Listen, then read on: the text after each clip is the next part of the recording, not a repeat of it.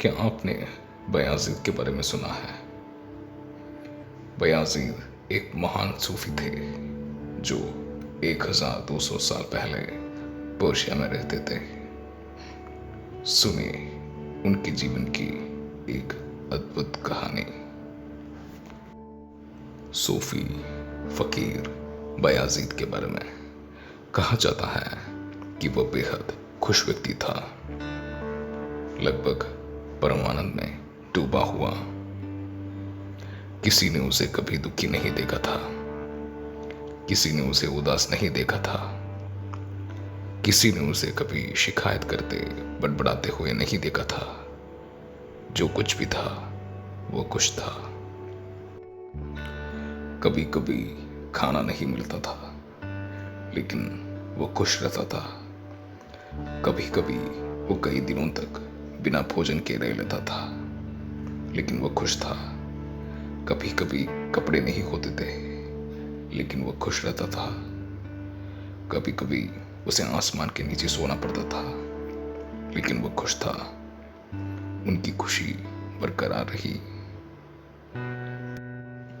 खुशी की वजह पूछने पर वो हंस देते थे और कभी नहीं बताते थे। जब वो मर रहा था तो किसी ने पूछा, बयाजीद, आप हमें अपने चाबी, अपना रहस्य दे दो। आपका रहस्य क्या था? उन्होंने कहा, रहस्य जैसा कुछ नहीं है। ये एक साधारण सी बात थी। हर सुबह जब मैं अपनी आंख खोलता हूं तो खुदा मुझे दो विकल्प देते हैं। वो कहता है, बयाजीद, क्या तुम खुश रहना चाहते हो या दुखी? मैं कहता हूं मैं खुश रहना चाहता हूं और मैं खुश रहना चुनता हूं और मैं खुश रहता हूं।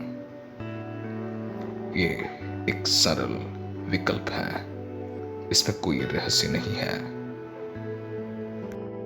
आप कोशिश कीजिए, हर सुबह जब आप उठते हैं तो सबसे पहले निर्णय लें। जिस दिन आपने तय कर लिया कि खुश या दुखी होना आपका निर्णय है, आपने अपना जीवन अपने हाथों में ले लिया।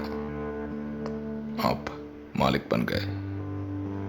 अब आप ये कभी नहीं कहेंगे कि कोई और आपको दुखी कर रहा है। वह गुलामी की घोषणा है।